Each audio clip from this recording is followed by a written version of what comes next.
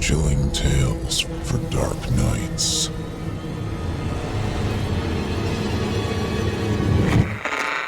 Want to make sure you never miss a Chilling Tales for Dark Nights video again? Be sure to subscribe and hit that bell to turn on notifications.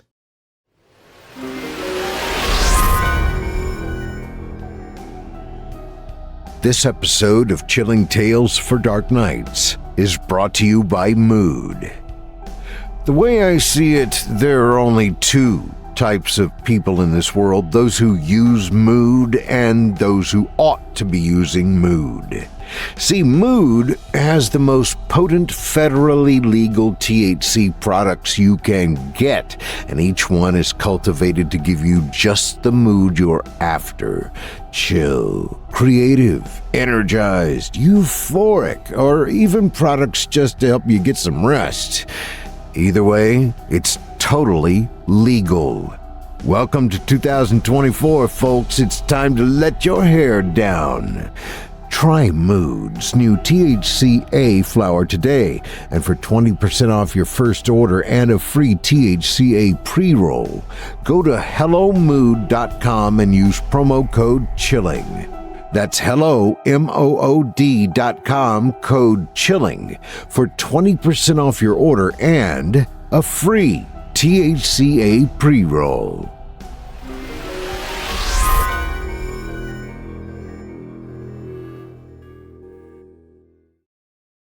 It's time to turn off the lights and turn on the dark.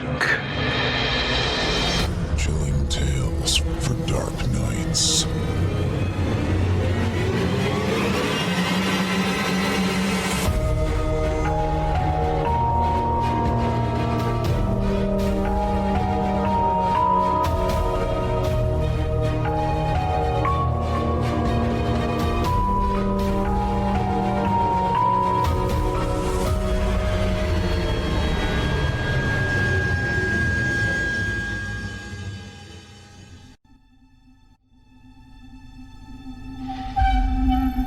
Good evening, listener. You're listening to Chilling Tales for Dark Nights. On tonight's edition, we invite you to leave behind your safe reality and descend with us into the frightening depths of the most terrifying imaginations with two audio adaptations of frightening fiction about wicked weather and dying dreams. I'm your host, Steve Taylor, and tonight I'll be your guide as we traverse the dimly lit corridors of your darkest dreams. Joining us tonight to help bring to life the frightening fiction of Jackson Arthur and Timothy G. Huguenin are voice talents Nick Goroff, Danielle Hewitt, Rissa Montanez, and Kyle Stroud.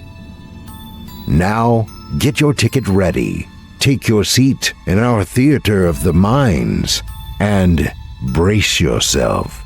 It's time to turn off the lights and turn on the dark.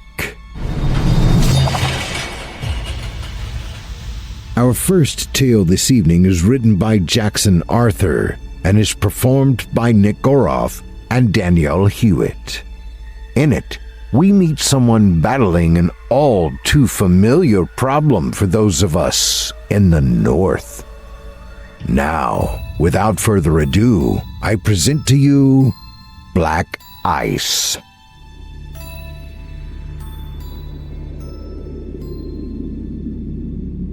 I had been on the road for over 5 hours before I finally decided to pull over to take a piss. I was making good time, but I couldn't wait any longer. My bladder was full of Monster, along with other assorted caffeinated beverages, and the bastard was screaming at me to release the pressure. At that point in my travels, I was in between major highways, and I wasn't sure when I would come across another gas station or bathroom of any kind. No big deal, I figured. Urinating on the side of the road would work. Nature would have to be my bathroom. Luckily, it was in the middle of the night and traffic had been non-existent for some time. I would have hated for a cop to come by and catch me dangling in the wind. I quickly swung my car into the first dirt pull-off I came across and slammed it into park. I left the motor running as I opened the door and jumped out from the vehicle. There wasn't much light in the middle of nowhere, and I would need my car's headlights to see. Ain't nothing more dangerous than pissing in the dark. You never know what might hit when you can't see shit. You might even hit yourself by accident. And I wasn't trying to smell like piss the rest of the way. I guess I could have changed into one of the other pairs of my jeans I had stuffed into my back of my car, if need be, but why take the unnecessary risk? A blast of icy air struck me as I got out of the car and immediately made my bladder scream even louder. No. It hadn't been screaming at that point. The bastard had been howling. Like a cold dog howling at the moon. Jogging to the other side of my car, I swiftly unzipped my jeans and ignored the full-body shiver that hit me when I exposed myself to the cold night.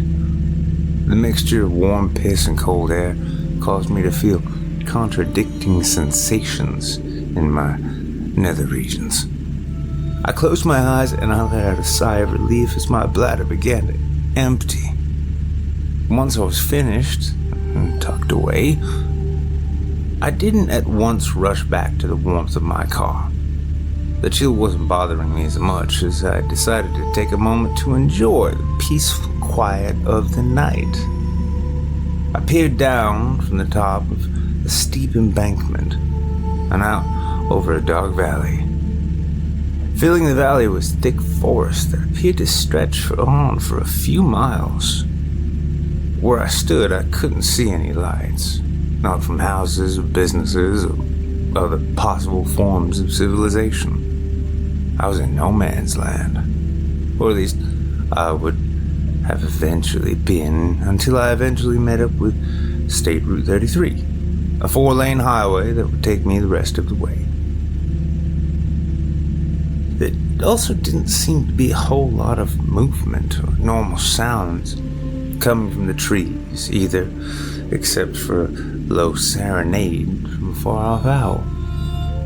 Maybe since an inch or two of snow covered everything, the forest animals had decided to chill out for the night. Except for that single owl, who just kept singing on and on. It had been snowing most of the day and into the night until finally stopping about a half hour before. Thankfully, it had been the light, fluffy stuff that doesn't stick well to the roads. If it had been that heavy, slushy shit, then it would have slowed me down and pissed me off. I always hated snow, but for some reason I've always lived in places that get a shit ton of it every winter. With everything around me being still and tranquil, it helped to temporarily calm my constantly racing mind, which had been a welcome change. I had done nothing but hurry for the prior few days, and it was nice to just stop for a minute to breathe. My marriage had fallen apart, to put it mildly. To put it honestly, my marriage had exploded like the fucking time bomb it had always been. 4 years of building pressure, like piss in a bladder, until it finally went boom.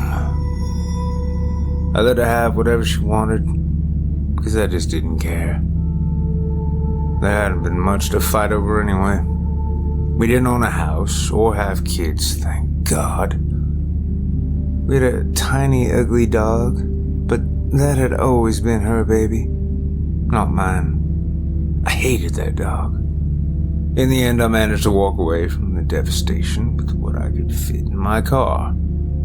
And having your entire life fit into a blue Chevy Impala can put things into perspective, let me tell you. When I was 18, Like most naive assholes, I couldn't have run away from home fast enough. I had dreams to chase, mistakes to make, and a crazy bitch to marry. But when the dust settled on my marriage, that was where I was headed back to home. My real home. And I couldn't get back to my parents and the town I grew up in fast enough.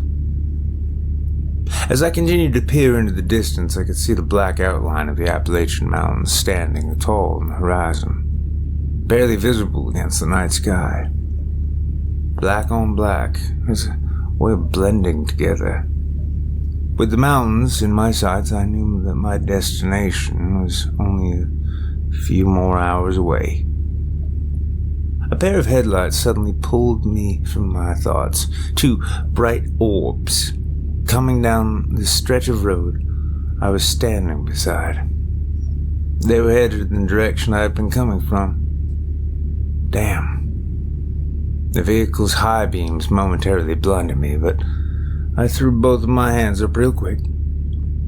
I was able to partially block out the bright light until it shifted away from my eyes and I could see again. When the headlights from my own car fell across this new arrival, I could tell that it was a car smaller than my Chevy. A compact. Possibly foreign. Dark blue. My Impala's headlights also fell on something else. A massive patch of ice on the road.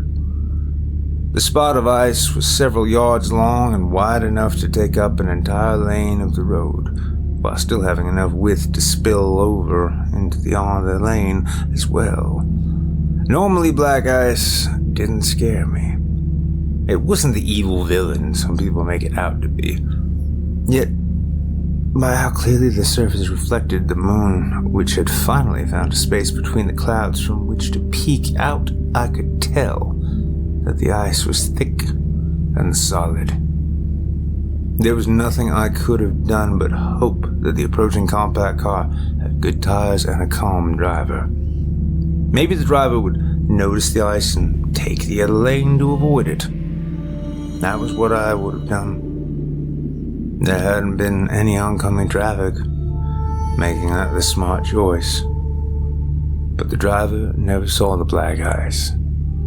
Instead, the compact car took a dead center. From start to finish, everything that happened next only took a few seconds. The compact car began to slide as soon as it hit the ice. Its back end started to spin out. Rather than make a slight adjustment in the steering, I helplessly watched the driver panic. As the driver slammed on the brakes and pulled hard on the wheel, squealing tires replaced the once tranquil silence. The little car spun and spun fast. It spun out onto the other lane and cleared the ice. At that point, the driver should have hit the brakes, but the driver was still panicked. I could hear the car's engine rev as the driver stomped hard on the gas. The car's wheels chose then to gain traction, which sent the car barreling across the road and over the edge of the embankment. At the sight of the car spilling over the edge, I instantly dashed toward the other side, pull off. Standing and looking down off the ledge, I could see the glow of two headlights rushing down the steep drop. Somehow the car managed to almost make it down the entire decline without hitting one of the trees growing from the side of the hill. I don't want to call it luck that the car didn't hit a tree earlier in the fall, because it might have been better off striking one of the trees growing closer to the top. By the time it hit one near to the ground, gravity had been pulling hard on that car. Not even the snow did much to slow it down once gravity had its hands on it. I can't say exactly how fast the car was going when it finally hit, but when it did hit that tree, the sound of the impact, the twisting of metal and the breaking of glass, shattered both the night and my mind into a million fragments. I don't want to be a drama queen, but it all sank into me deeply. All the way to my core.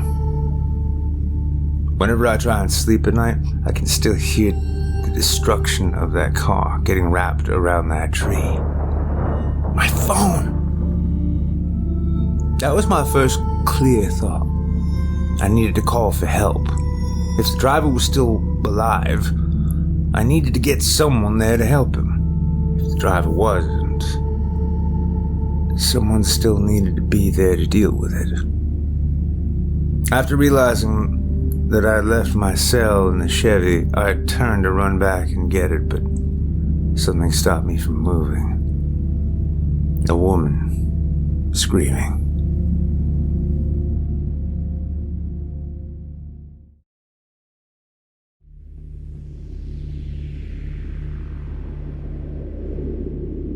Help me, please.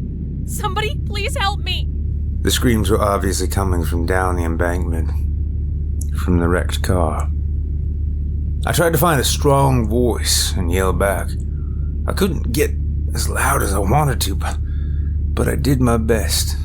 Anyway. It's gonna be okay. Just hang tight.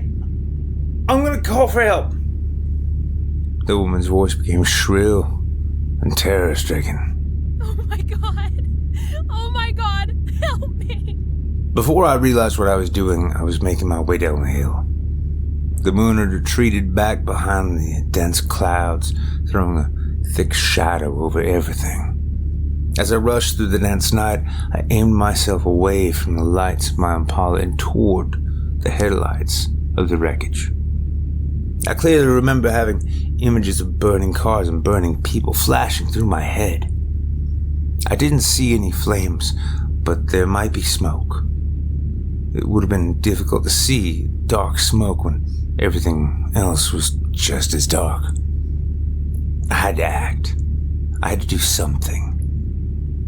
I had to make sure that woman was not going to fucking burn to death while I sat on the phone with 911 waiting for help to eventually show up. If that happened, I would have never forgiven myself. The Nikes that I've been wearing were a far cry from hiking boots. They were not meant for descending a steep, slick hill. Several times the snow tried to bring me down, take both my feet from under me, but each time I somehow managed to grab onto a nearby tree trunk or bush and stay upright. I was moving as fast as I could, but I didn't know if it was fast enough to matter. The woman had grown silent after the last nearly hysterical howl. I began to fear what I might find. Keeping the headlights in front of me, I was able to find the wreckage in the blackness of night. And it was as bad as I had thought. The entire front of that compact car had been caved in, crushed into the shape of a large, jagged horseshoe. I don't understand how the headlights were still shining. There was a little bit of smoke rising from the car, but it wasn't black smoke from active burning. It was light and faint, probably from the car's small engine being obliterated. And I didn't smell any flames either. Yet suddenly, fire became the least of my concerns. The way the car had brutally imploded against that damn tree immediately painted a different picture in my mind. At least, my rushing thoughts were no longer of burning women, but images of death still filled my brain. The driver had been alive and screaming for me, but that didn't mean she was still breathing. Part of me didn't want to go around to the driver's side of the car, but I needed to be sure. "Ma'am?" I called out as I rushed around the back of the vehicle. No answer. "Are you okay, ma'am?" Silence. When I made it to the other side of the car, I saw that the driver's window had been shattered, completely destroyed. I briefly stopped. The inside of the car was dark, and hard to see into, just like everything else that fucked up night. As I fought against my rapid breathing, I reluctantly leaned in closer so that I could get a better look through the non-existent window. Someone was sitting in the driver's seat. Ma'am? Are you okay, ma'am? It was a petite young woman, light brown hair pulled into a tight ponytail, mid-20s perhaps. But she never moved or replied. She couldn't. She just stared at me. Her neck twisted at an awkward angle, wide-eyed, forever afraid of what was about to happen to her. She hadn't been wearing a seatbelt and the airbag malfunctioned. When her face hit the steering wheel, the force nearly spun her head clean around. Dead on impact. Before the accident, the young woman might have been kind of pretty, in a simple kind of way. That was when I smelled the cloud of alcohol escaping through the car window. I didn't search to find the source. I already knew what it was. I then remember my heart sinking as a realization hit me. If she had been dead on impact, then who the hell had been screaming at me? A passenger? I looked around the inside of the car, or what was left of it, but I didn't see anyone else. The passenger side was empty, and the door was still closed. The back seat was empty too. The hair on the back of my neck stood up when I then heard the same woman's voice. Help! It came from behind me, from somewhere in the trees. Somebody help me. Who are you? Get away from me. Don't touch me. Help! I could feel the fear in her voice. I could feel it as if it were my own. Get away from me! Someone else had been in the car. That had been my immediate assumption. With the trees creating a million little echoes, it was hard to pinpoint from exactly which direction the voice was coming. When I thought that I knew the general area I needed to go toward, I took off running. For several more seconds, the woman continued to cry for help, but ultimately the words died and all that remained were frightened screams. I yelled back once. I wanted her to know that I was coming. Don't be scared! I'm here! I used her voice to guide me, because other than that, I was running blind. But I found her. Somehow. She must have heard me, because when I got there, she at once turned her head my way. She was a petite woman, somewhere in her mid-20s, light brown hair, pulled in a tight ponytail. Kind of pretty, in a simple way. Her eyes wide with fear. I knew that face. I'd seen it only moments before. It was the driver. But how? Twins? No. I can't explain it. But I knew that I was looking into the face of the same dead woman. She was on her butt in the snow with her back against a tree trunk. The way she was pressed up against the base of the tree, it was like she was fending off a wild animal. But I didn't see any wolves or bears or coyotes. As I looked down on her, the words rose to my throat before I realized I was speaking. I'm here to help. Don't be scared. But I felt the words to be hollow. There was no help for her. She may have been scared, but so was I. There was no changing it. Who are they? Why are they after me? Who's after you? I searched the area, but I couldn't see anyone else but the two of us.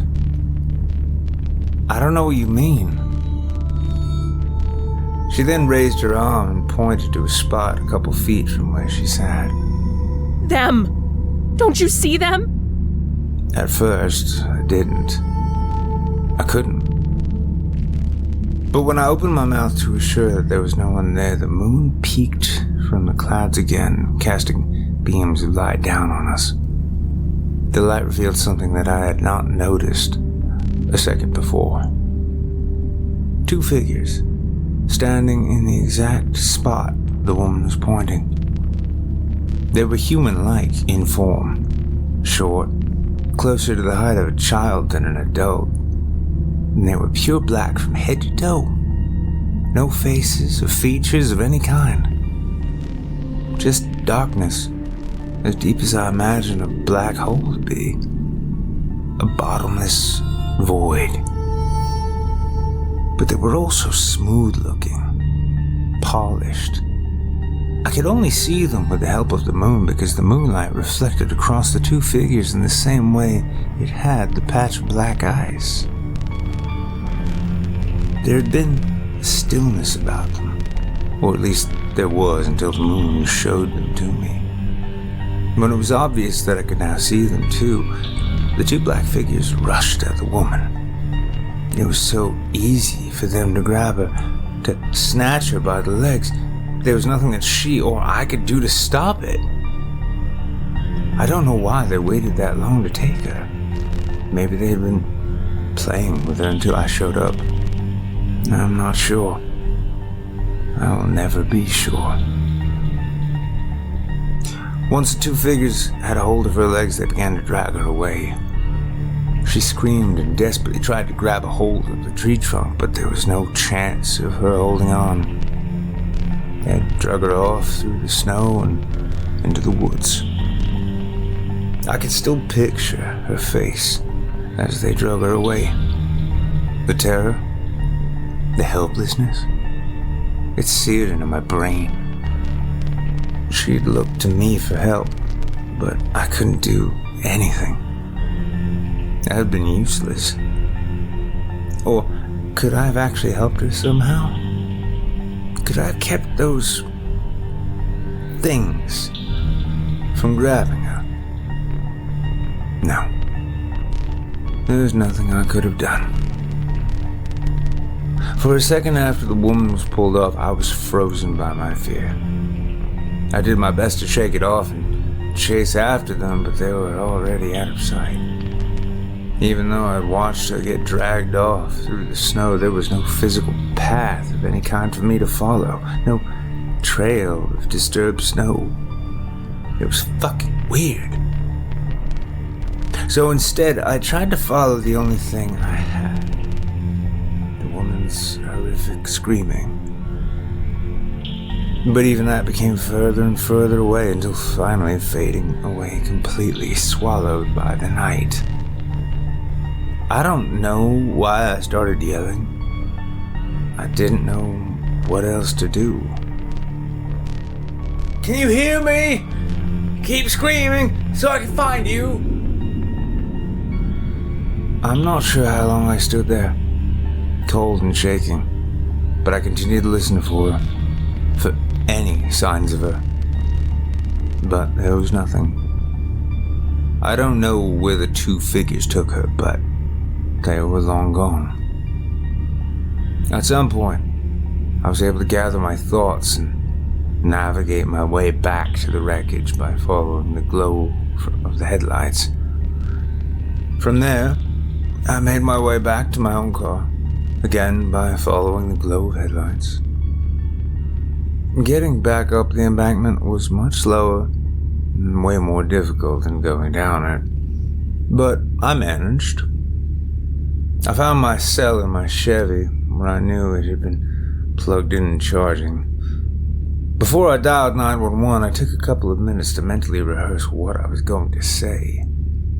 I couldn't completely lie, but I wasn't going to tell them everything. I would have sounded fucking crazy. When the emergency operator answered my call, I told him that a car had wrecked on black ice and hit a tree. I'd gone down the embankment trying to help. My tracks in the snow would have told him that, whether I wanted to or not. But when I got to the crash, the driver was already dead, killed on impact. I went back to my car, got my cell phone and called them. End of story. At least as far as they knew. But I couldn't help but wonder what those creatures were, and whether or not they would come for me when it was my time.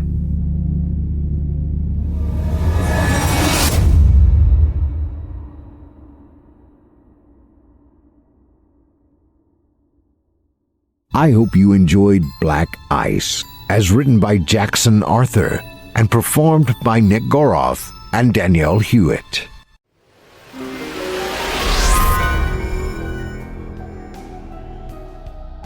This episode of Chilling Tales for Dark Nights is brought to you by Mood. You know, kids, when I was your age, we had to wait for our selfies to be developed to see how they turned out. We had to buy a newspaper to see what movies were playing in the theater. We had to walk to school, uphill, both ways, and most notably, we couldn't legally get super potent THC products in the mail. Yeah, it was pretty lame back then, but I'm making up for lost time with our good friends at Mood. See, Mood is where I get all my federally legal THC products these days, and they've got vapes, edibles, drops, waxes, hash, the works. All third-party tested in registered labs and sourced from small family organic farms. On top of their great variety, they cultivate each product for just the feeling you're after. You're never playing a guessing game with Mood, whether you're looking for euphoria, creativity, relaxation, or even something sensual. They've got all the special strains and blends clearly labeled for you. For example, I like it relaxed and mellow, so I enjoy Mood's sleepy, chill, and body soother varieties. Have I told you about my Hero Dose wedding cake vape pen? A few toots on this, and I'm floating around on cloud 9. And I tell you what, it's a good thing I don't have to walk uphill to school anymore, as long as I can make it to the refrigerator. Oh, and be sure to check out their latest offering, THCA Flower. It's the most potent breakthrough in the world of legal cannabis. And get this, for a limited time, Mood is giving our listeners a free THCA pre-roll and 20% off your first order. Just visit HelloMood.com and use our code CHILLING.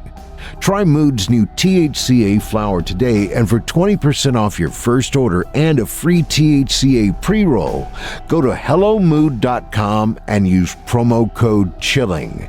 That's HelloMood.com, code CHILLING for 20% off your order and a free THCA pre-roll. Thanks for your support and for supporting our valuable sponsors.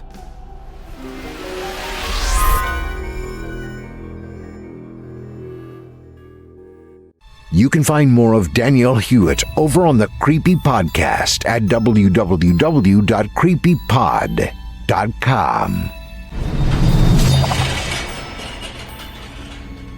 Our second tale of the evening is written by Timothy G. Huguenin and is performed by Nick Goroff, Rissa Montanez, and Kyle Stroud.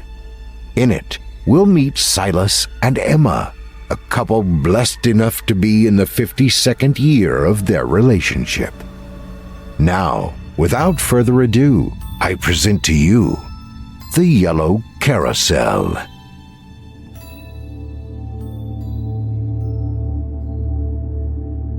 It was a warm September evening in High Point, West Virginia, when Silas first saw the Yellow Carousel. A retired surface miner, he and his wife Emma lived near the top of this ridge for most of their 52 years together. The land behind their modest home sloped gradually into a flat, wide depression before rising again to its piney crown. Silas and Emma had made it their custom to sit on the back deck and watch the sun go down behind the pines as many nights as the weather was comfortable. Emma had turned in early that night, complaining of a headache, So Silas considered the fading twilight in solitude. Venus opened her diamond eye on him, then gathered her star children to come watch the field with her and the man below. Katydids, chanted as a chorus of other insects, added their harmonies to a summer's evening song. A barred owl questioned him from the edge of the pines. Silas's tea was nearly empty, and his bladder full. He walked down the steps and leaned his shoulder against the railing. He peed in the grass, craning his neck back to study the Milky Way. It shimmered, perhaps movement of heat overhead. The air changed, suddenly, very dry and charged with static. Silas shook off the remaining drops and stowed himself back in his sweatpants. Time to go. He swung his gaze once more across the hill. His eyes halted on a large shadow hunched in the depression. A nebulous, black figure, larger than any animal, smaller than a house. Even in its vagueness, its silhouette was familiar to Silas. He peered into the night, his eyes hungry for light, must be playing tricks. A chimera of his imagination, desperate to make sense of these shadows. Yet his eyes were well adjusted, and though the moon was not full, he could see silver grass waving in the cool breeze sweeping the ridge. Emma? He said, half choking on the name.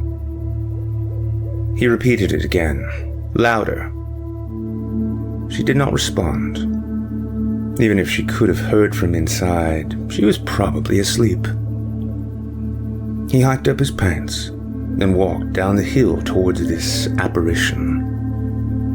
Though it was a gentle descent, his breathing grew heavy. A high-pitched, ear-splitting buzz stopped Silas for a moment. He chuckled when he realized it was only a conehead katydid calling for a mate.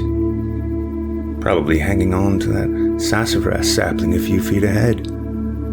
He carried on. As he passed the sassafras, his ears confirmed the plant as the location of the sound, but he was no longer troubled by this. The thing's outline was solidifying. He saw now. Again, how could he believe it? He must be mistaken. It was a carousel. His pace quickened, despite a creeping feeling that the thing watched him from where it crouched in the field. Yes. Yet it was certainly a carousel. A big one. And as if its impossible appearance wasn't enough to make Silas wonder, another breeze, seeming to emanate from the object itself, brought to him aromas that sparked the memories and emotions of fairs he had been to long ago. Kettle corn, cotton candy, fried dough. A childlike giddiness overtook his fear and disbelief. He ran to it. It lit up, beautiful and welcoming, shutting out the rest of the surrounding field. Graceful, playful curves adorned its crown. Wide, pointed petals painted sunflower yellow radiated from its base. Instead of horses, all its animals were deer, varying in shades of brown, skewered by gilded poles. A tear slipped down Silas's cheek as he breathed heavily in its nostalgic atmosphere. He felt that if he could look in a mirror, he would see an 8-year-old boy whom he hadn't known in too many years.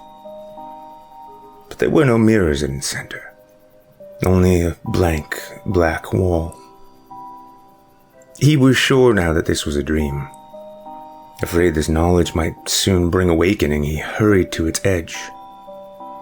He gently knocked on a pedal.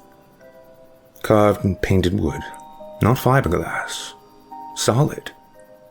They were chest high, so that instead of stepping up, he was forced to climb, awkwardly leaning his torso over the edge, grabbing the nearest pole and swinging his legs up. He rolled onto his back and caught his breath. A dream in which he felt like a child, yet the fullness of his age all at once. Strange. But if he wanted to ride this thing before he awoke, he knew that he must not waste time. Grasping the heel of a nearby doe, he pulled himself up, then mounted it. There was a sound of gears meeting as the ride began to turn. The deer rose and fell, rose and fell. The carousel revolved. Silas was known by his wife and friends as a somber man, but he could not repress the grin that stretched his lips, nor did he want to. He gripped the gold leaf pole with his right hand and rubbed his left palm against the wooden doe's muzzle, patted its neck. Good girl, He murmured. good girl. He rode for hours, all the while wondering how long this would last until he would open his eyes, still sitting on the deck beneath the stars, his tea spilled next to his foot. The carousel stopped turning at last. He dismounted the deer and sat on the base, his legs resting on the flower petals. He held a trembling hand in front of his face. He must be dreaming, but this felt all too real. Confused, scared, and delighted, he scooted off, dropping the remaining few feet to dewy grass. The carousel's lights shut off, leaving him to walk up the field in the dark. Coyotes yipped and howled. The sound chilled him. Emma snored softly, her bedside lamp still on. Silas stood at her feet and watched her, still trying to understand what had happened.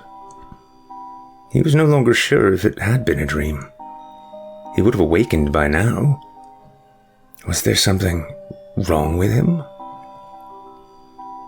He slid open the door to the small balcony above the deck and walked out. If there was anything out there, the lamp had ruined his chances of seeing it.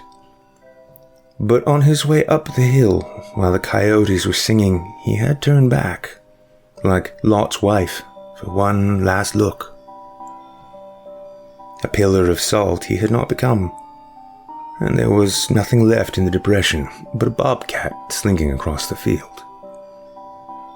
He returned to the room, shutting only the screen so that the fresh air could circulate. Emma opened her eyes and smiled. Hi, honey. Did you have a nice sit? She glanced at her clock. Wow, it's late. You been out all this time? Yeah, Fell asleep in your chair. He looked away and nodded. something like that. You feeling better? Yeah, sleepy though. She rolled to her side, tucked her hands beneath her pillow. You're coming to bed now, right? Uh-huh. He stripped off his clothes and sat on the mattress. Emma. She grunted. Nearly asleep already, Silas wondered how she did that. Just turned off at will. It took him at least 20 minutes to drift away. Don't forget the light, honey. Huh? Oh, okay. She fumbled around for the switch for a couple seconds, half awake. Soon, all was dark. You smell like cotton candy. Emma muttered. Rain kept them indoors for the next few days. Silas had started a new Zane Grey novel, but thoughts of the yellow carousel distracted him. In 3 days, he had only made it through a few pages, and even then, he wasn't sure what was going on in the story. He knew he should talk to Emma about what he had seen, but he was too afraid. Not that she would think him crazy. Maybe I am. An unreasonable weight of guilt hung onto him, as if something that gave so much pleasure must be inherently dirty. So he kept his secret from her. He wasn't used to hiding anything from his wife, and as much shame as it brought him, it also thrilled him. The grey blanket finally moved on. A cool, clean sky made him overwhelmingly impatient for twilight. At last, the sun grew heavy. He brewed some tea and settled into his chair on the deck. Emma looked at him with amusement as she sat next to him, but he hardly noticed. His gaze scoured the landscape for some sign of the Carousel's coming. What if it was a one-off thing, he thought? What if it don't come back? Maybe it wouldn't be so bad if it didn't return, or if it had never appeared at all. He could live the rest of his life marveling over that night, free from this continued compulsion to hide it from his wife. What's wrong, Silas? You seem so, I don't know, uptight. Nothing, he said, grateful for the low, rose-colored sunlight that hid his burning red ears. just watching the deer. Looking for a buck. Oh, you're thinking about hunting again this fall? Maybe. He lied. He hadn't been hunting in 5 or 6 years. Though he missed the thrill of a successful kill, it no longer made up for the trouble. His knees hurt too bad to drag anything worth shooting, and he was more sensitive to the cold. What really sealed his decision was discovering on his last couple hunts that he was no longer able to field dress a deer without vomiting. He felt immensely ashamed with this failure of his weakened gut. Well, that's great. Emma said. You really should. You've been in such a slump. Get out there and get moving. Get the blood flowing. Silas's guilt deepened. He did not want to disappoint his wife. He almost came clean right then, but something kept his mouth clamped shut. She put her hand on his wrist, then slid it into his palm. Her fingers gently sought to interlace with his. He accepted them, despite his feeling that this sealed a promise he couldn't keep. I've been worried about you. Emma's voice was hoarse and tentative. Why don't you talk to me? Like you used to. We talk, don't we? I mean, about... I don't know. Now you got me worried. She shook her head and watched the shadows creep. He didn't press her to explain. He would rather not talk. Not tonight.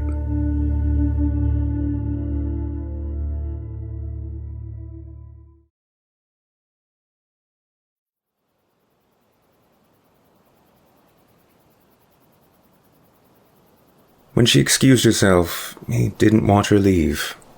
He was too afraid of what he would see in her eyes, and that it would change his mind, that he would follow her inside and miss what might come.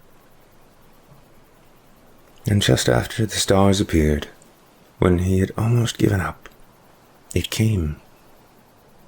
He laughed as he ran to it, ignoring the undercurrent of dread that seemed to grow with his excitement. What does it mean? His whispers shook with each knee-jarring stride. How can it be? He pressed his palms with wary joy against the smooth sunflower petals.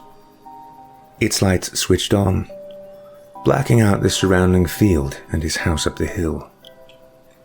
He climbed on. The deer's eyes seemed to follow him as he chose one to ride. He inspected the head of a darker doe. Painted deep chestnut, the details of its face were skillfully hand-carved from wood. Yet its painted eyes met his gaze with awareness. A wordless breath of amusement left his mouth. In return, the doe blasted warm air into his face, though he could not see how respiration was possible without an open orifice. He resisted an urge to plug his fingers into its eyes and nostrils. Contrary to its outward appearance, the thing was living, and he didn't want to hurt or anger it. It warmed with pleasure as he mounted it. The other deer eyed them jealously, though not with malice, as each knew that the next night would bring a new chance to be ridden. The carousel's gears clattered, and the ride began to turn. No music played to conceal its noise, he noticed. Now that he thought of it, there hadn't been music on his previous ride either. For a minute or so, the sound of its inner contraption filled him with ominous loathing. Coyotes joined in chorus as if to make up for the ride's lack of song. Silas hugged his doe's neck with one arm and gripped its golden pole tight with the other. Its gentle undulation soon lulled him, and they rode in increasing joy until all his dread and misgivings were forgotten. He didn't even wonder at the meaning of all this. He only smiled through tears. The surrounding field obscured, he could not mark a full revolution, which made it feel like one continuous, everlasting turn. And why couldn't it be? Why should it end? Somewhere else, Emma turned in her sleep, muttering of cotton candy and kettle corn. She cried out for her husband, but he was not there. Fair weather continued, though the nights became cool.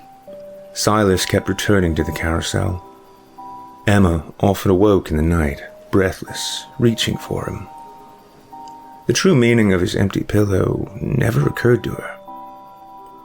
She feared that some kind of sickness kept him from sleeping. She pictured him at the table, brooding over lukewarm tea. She considered venturing downstairs to retrieve him, but her knees and back ached, and Silas would come to bed when he wanted. Another quiet evening sat between them. Silas's pulse quickened as dusk approached. He smiled when Emma at last left her chair. But instead of going inside, she said, "How about a walk?" Silas hoped that his expression would be taken for surprise and not disappointment. It's almost dark. I know. Won't it be fun? Just you and me and the stars. It'll be just like when we were young. My knees, though. Oh, ain't no worse than mine. So it won't be a long walk. That's fine. I just want to get a bit of blood flowing through these old joints for a change. He couldn't disappoint her. They stepped off the deck, and she turned for the field. Why don't we take the road? He said. I want to see the sky. Hear the rustle of deer sneaking through the woods. Feel the ferns on my legs. Her eyes moistened as she spoke. I want to remember why we settled way up here on this mountain. Away from the neighborhood church bells and laughing kids just riding their bikes past. Kids don't ride bikes anymore. They got their iPhones and shit. But he could see she wouldn't change her mind. So he walked with her along the field's edge, hoping desperately that the yellow carousel would know well enough to wait. They neared the depression, which remained empty. The strong wind chilled him. Emma did not seem to notice. She took a deep breath. Yeah, I know better than to press you till you're ready to talk, she said. But I just wanted you to know that I love you, and I hate seeing you this way. It ain't that. I told you. You don't gotta tell me till you're ready. But you don't gotta suffer alone. That's all. Thanks. I love you too. She smiled with her mouth only, not her eyes, then took his hand. They reached the edge of their property and stepped over the low bent section of rusty barbed wire. Silas glanced over his shoulder at the open spot where the yellow carousel might be. Still absent. He was both relieved and sad, wondering if she had somehow ruined his chances of seeing it again. Emma produced a tiny flashlight from her knit sweater and pointed it into the woods. It gets steep, Silas said. My knees. We'll just cut the corner. We'll come out to that bend in the road, and we'll stay on the ridge. It's dark. She waved her flashlight with a smile. It occurred to Silas that she had planned this little jaunt all along. He tightened his jaw. Did she know about the carousel? Had she seen it one of these nights, when the coyotes howled and the gears clattered without music and time disappeared? But that made no sense. If this walk had something to do with the yellow carousel, why the trek through the woods? He searched her eyes and saw sadness, but also a spark of mischief and adventure that took him back to when they had first met. But those memories were interrupted by the scent of kettle corn wafting in from behind. He looked over his shoulder again. The clearing lay tranquil and empty, but the air was thick with its waiting. He knew now that the yellow carousel was not gone forever, nor would it betray their secret to Emma until he was ready to come clean.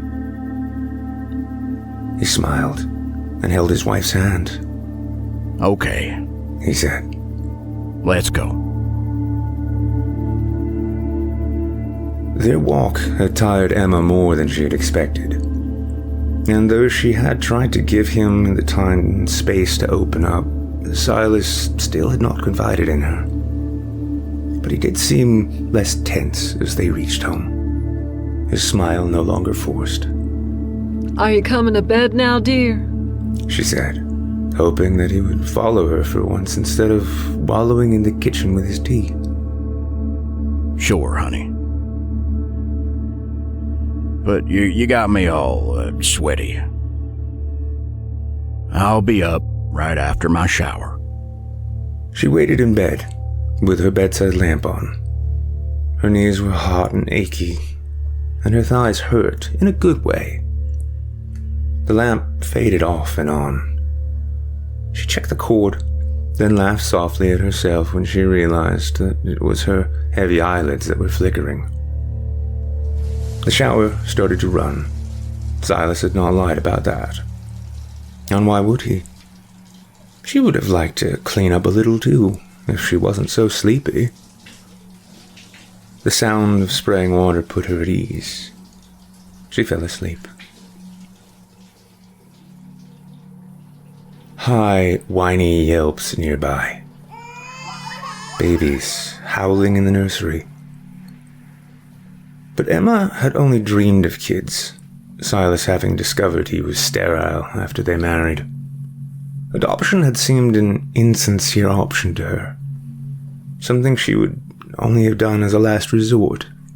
Back then, she had not wanted to become a mother to any child who would know that Emma was only settling.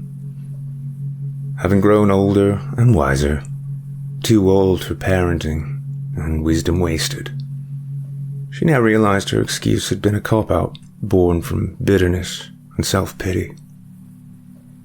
The crying, which had sounded so human and infantile as she approached wakefulness, came from coyotes, all joining in one another's lonesome meows from holler to holler.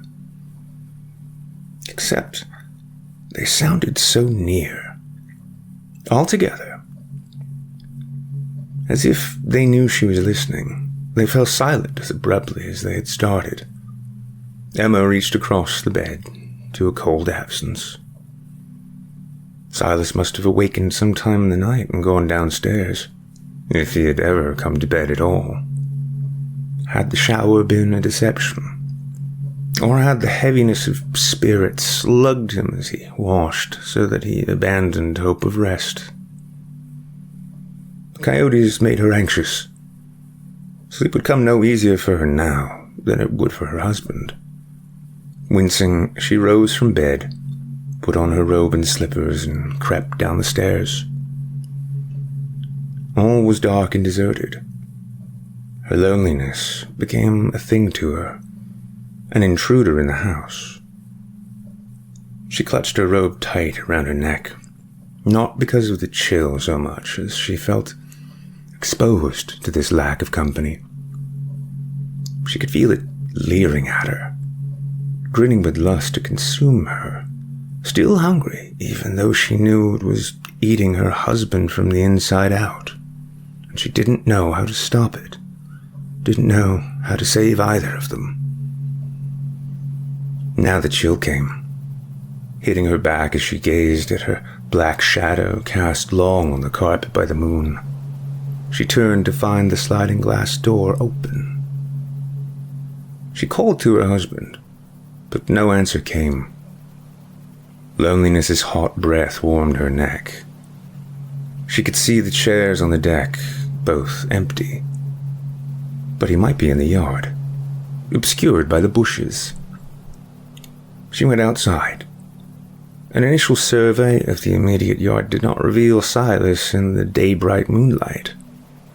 Then, the blood-curdling yips started again from down in the lower field. The wild canines sat in a circle, muzzles open skyward, shrieking their praises or laments around several larger animals.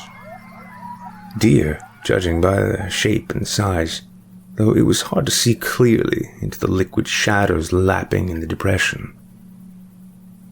Knowledge came to her, from some sense other than sight, that Silas was down there, with the deer and the dogs. She ran, crying his name. The deer scattered early. The coyotes glared at her with lowered heads, backing away sulkily, and they did not flee fully until she fell to her knees in the grass next to him. Lying, naked, on his side, arms wrapped around his knees, Silas's whole body shook. His cheekbones shone with tears. Oh, honey. Oh, God. Oh, honey. She covered him with herself, prayed over him with her heart's intention since she didn't have the words for it. After an immeasurable moment, he gasped, coughed on mucus, then, hoarsely, he spoke her name. Emma. Emma. Did you see it? She squeezed him tighter. Oh, Silas. Oh, God. Can you stand? She pulled him to a sitting position. He stared at her wildly, reminding her of the coyotes. She felt their eyes on her neck, watching her from the woods. Did you see the yellow carousel? Honey, we need to get you to a hospital. Can you stand? Without waiting for an answer, she threw his arms around her shoulder and lifted. He did not resist. Her chest constricted as his frenzied whispers fell on her ear.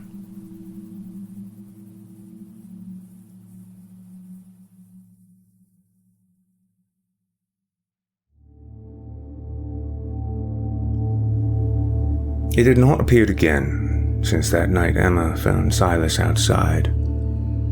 He believed the Carousel no longer felt safe. He must have known that Emma was watching him more closely now, especially at night, never leaving his side no matter how long he waited on the deck. The alternative explanation for its abandoning him was that his new medications somehow kept it away. He didn't like this theory, because it implied that all they were saying about him was true. Even if some of it was true, he knew that the yellow carousel couldn't exist only within his mind. But if it was wary of his wife, perhaps it was also wary of the meds. It could be real, and also know the pills he was taking treat him differently for it, as everyone did. You can talk to me too, you know. Emma said as Silas read the paper with his coffee. I talk. Don't I? Well, I mean, what is it that you discuss with your doctor every week? Then again, He tried to hide the annoyance creeping onto his face, knowing she cared and not wanting to insult her for her concern. We don't talk about much at all, he said. And that was the truth, really. All right. Oh, watch out. Here comes breakfast. He slid his coffee away and lowered his paper to make room for the plate of toast and bacon. Only 2 slices anymore. Damn blood pressure. Damn getting old. A splinter of pain shot into his gums as he bit on it. He spit and swore. What the? He stopped, his tongue instinctively poking the sore, empty spot where a molar used to be. He searched his plate for the tooth, wondering how a piece of chewy bacon would have dislodged it so easily. He saw among the saliva and chewed meat was a wet sunflower seed. You all right, Silas? What is it? The sunflower seed had traces of blood on one end. He reached his finger slowly into his mouth, fingering the absence, checking the rest of his teeth. They all seemed strong enough. And normal. Nothing, just too hot. Oh, be careful, honey. Here, drink some water. Emma made sure to watch Silas take his pills, but it wasn't hard to figure out that he had started hiding them under his tongue, and then going to the bathroom to spit into the toilet. They didn't even flush down all the time. Sometimes she would find the evidence floating there when she would go in later to relieve herself. She didn't think he had been doing this for more than a week or 2. She didn't know how to talk to him about it, and he hadn't seemed so different, so maybe it wasn't a big deal. She had always believed that doctors leaned on their prescription pads a little too much. Perhaps all he needed was some time. He had stopped sitting outside and staring so wistfully at the field now that the nights had become too chilly to sit through the sunset. Maybe the therapy was enough. She stroked his hair as he slept. Rest easy, darling, she whispered. She would talk to him, or maybe call his therapist, get some advice about the best way to do it. As long as the therapist didn't bring it up in his sessions without giving her a chance to do it herself, then Silas would know that she had gone behind his back. Tomorrow. She said to herself. Tomorrow, I'll call. What was that? He grasped her hand. I was sleeping. Nothing. I just need to remember to call the credit card company tomorrow. I noticed a strange charge on the statement. It's nothing. Go back to sleep. Uh-huh. That's nice. You know something? She squeezed his hand in return, waiting for him, wondering if tonight he would finally open up. I know that I complain about visiting the dock, but I think it's helped. I think I am getting better. Oh, Silas. I love you so much. I love you too. You're the best in the world.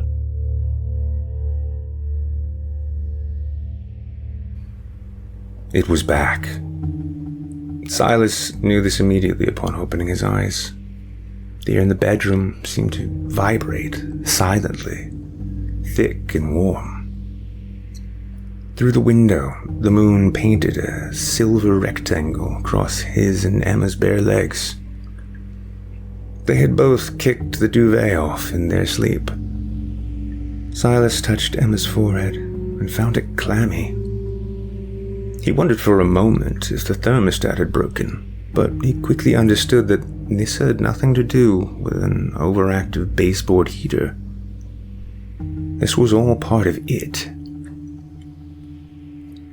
He fought himself to rise slowly and quietly, fought his skyrocketing elation, lest it all be a mistake and the disappointment devastate him. The bedroom door's latch stuck, and then released loudly. A small cadre of coyotes barked. Silas froze. Emma stirred, breathlessly squeaked something about someone's babies and their father endangered. Darling, Silas said. He needs your prayers, my babies. She returned. I will talk to him. I won't wait another day. So, she had not awakened. He told himself this would be a quick visit. She would not notice he was gone. It was a bit of a risk, he knew, but he could not miss this chance. One more ride. His mouth tasted rotten from sleep, and his gums ached. As he passed the bathroom, he decided against brushing them. Too risky. Emma might hear the water running. The door slid open freely, without noise. Silas's shallow breathing puffed tiny clouds into the humid moonshine as he stepped out onto the deck. Sweat dotted the back of his neck. It felt like midsummer, not autumn. His breath halted. His pulse surged, fingertips throbbing.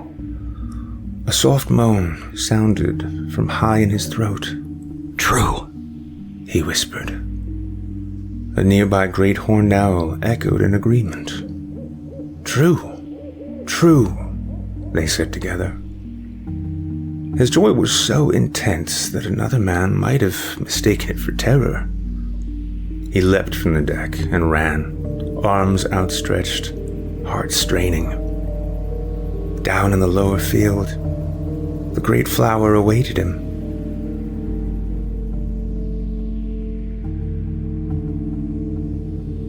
Tonight, her children pled. You must talk to him tonight. I will call the doctor first thing in the morning.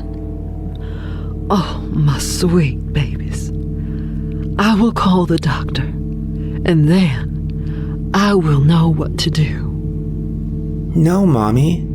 Her children began to bawl. No, please. Their wails grow in pitch and volume until they are feral sounds, no longer the anguished screams of young children. Emma hugs her own sweaty arms as her children fade from her. She sits up in the bedroom's stuffy emptiness. She knows without looking that Silas is not at her side. Dear God, not again. She does not even bother to throw on her robe or slippers.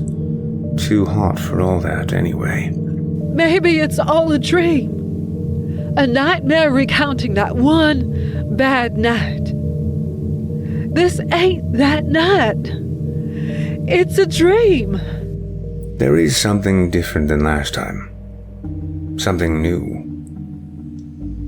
A draft meets her on the stairway, fragrant with cotton candy, popcorn, burning oil. A clockwork cog grind drills through her ears. She runs through the open door, down the deck steps, then stops in the grass, unbelieving. Spinning, grinding, surrounded by the dogs. Yellow petals bright in a spotlight that comes from nowhere. Deer bounding on glided poles.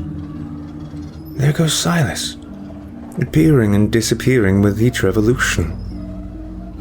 How can this be? A dream. Yes, it must be. Oh, let it be. She screams something, probably his name. Then she runs. The carousel slows. Silas dismounts one of the deer and steps down from the ride. The coyotes just outside the lighted area remain quiet. She's close now. Close enough that Silas should be able to hear her screaming. but he doesn't acknowledge her. A divot in the field trips her and she rolls several feet in the high grass. It becomes suddenly dark, and the clattering gears stop. For a moment she thinks she's blacked out. But as she lies there, she realizes that the carousel's mysterious light has extinguished itself, confusing her night vision. She pushes to her knees, sticky with sweat, itching from her tumble in the grass. As her eyes readjust to the moonlight, she sees that the yellow carousel is gone. Silas stands now amidst a group of deer, as if the wooden ones dislodged themselves from their poles and walked off the contraption with him before it vanished. The coyotes lean back and cry to the stars. The miserable cacophony sends a shiver through Emma. She springs to her feet and rushes for him. The coyotes pay no attention to her as she infiltrates their circle. The deer don't scatter either. Silas's glassy stare registers surprise but not recognition. She stops a few feet from him. You shouldn't be here, he says, his voice wavering unnaturally. Silas, it's me. She shouts over the shrill canine din. It's me, darling. She's afraid to come closer to him, not sure what he might do in this trance-like state. The deer shift slowly around them, surprisingly calm. A bulky 12-point buck settles just behind Silas. It stomps and glowers at her. Please, come home. She says, her eyes brim with tears. I don't know what's happening, but you have to come home. He blinks slowly, then he shakes his head. Long, hairy fingers wrap around her arms from behind. She screams and struggles. Whatever has grabbed her is too strong for her to break it from its grip. Hot, rank breath on the nape of her neck petrifies her so that she can't turn to see its face. Help me! Help me, Silas! Silas, help me! Don't fight. The buck behind Silas stomps again, then it lifts itself fluidly onto its hind legs, more like a man standing than a horse rearing. As its spine straightens, its front hooves become long, spindly hands that stretch down past its knees. The rest of the deer, all female, transform in a similar fashion. Emma no longer needs to guess at her captor's appearance. The coyotes stop suddenly. Emma whimpers in the humid night's pregnant stillness. In her mind, she pleads with herself to wake up from this inconceivable nightmare. With her eyes, she pleads with her husband to save her. The immense bipedal buck monster steps closer to Silas, who looks up at it with adoration and expectancy. The creature snorts. Silas nods before turning briefly to his wife.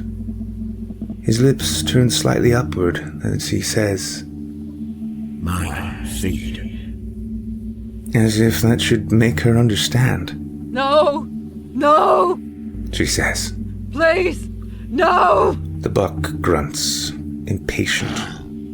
Silas opens his mouth wide. The moon hits his face just right, so that Emma can see that something is wrong with his teeth.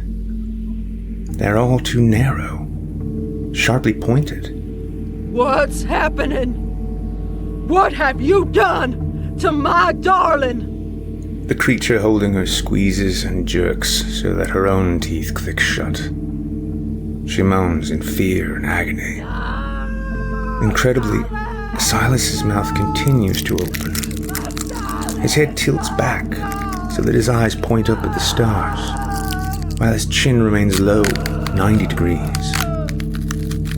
Emma thinks first that he has somehow dislocated his jaw, but then his forehead continues further back, the angle between them widening impossibly. As his face unfolds like a paper fan, pointed things she thought were teeth multiply, filling his mouth's open void. Her stomach heaves its contents, spewing over her chest and seeping into her bra. She wishes desperately to wake up or to pass out, but for some reason she cannot close her eyes. The one holding her shoves her forward so that she sees her husband's open face closely, now more resembling a ripe sunflower than a human head. They are not teeth. They are seeds. The buck snorts again, and she is jerked backwards, giving room for the antlered leader to continue this nightmarish ritual. A doe presents a large tool. The buck claims it with freakish hands and raises it well above its antlers as the doe bows out of center. The tool appears to be a massive pair of gardening shears. They gleam like silver in the sky, but Emma knows they are gold. The buck lowers the shears and stomps twice. All step back. The does began to bleat, and the coyotes start another round of frenzied caterwauling. The buck's long-fingered hands open the shears and raise them to the flower's neck for harvest. Emma's screams are lost in the rest of it. At the field's edge, a barred owl voices his own confusion. Deeper in the forest, a bobcat growls, then defecates. Overhead, stars watch without judgment or interference, as per their aeonic station and privilege. As the yellow carousel spins, so turns the world.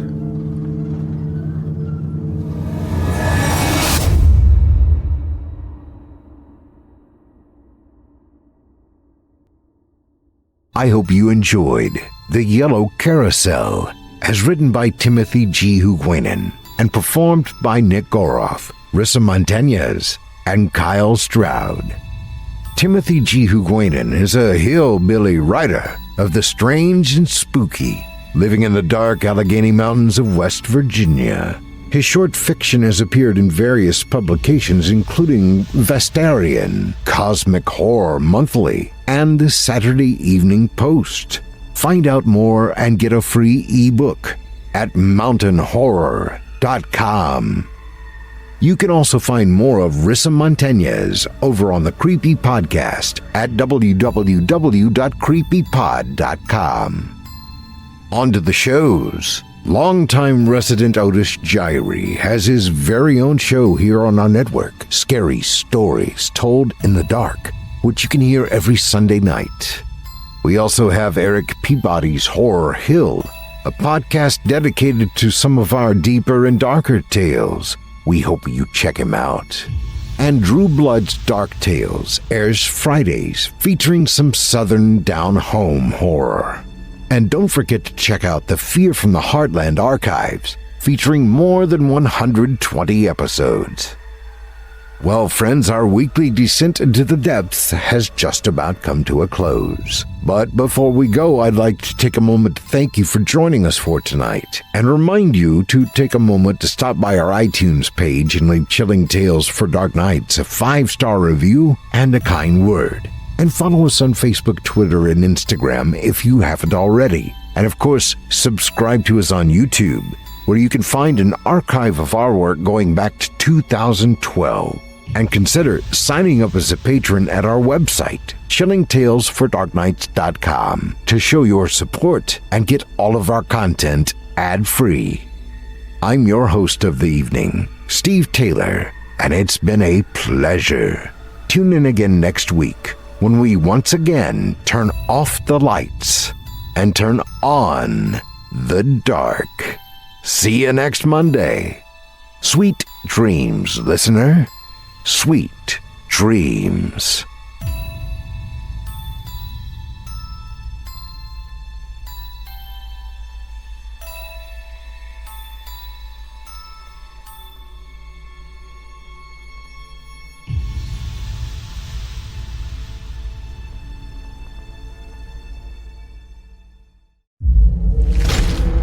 Chilling tales for dark nights.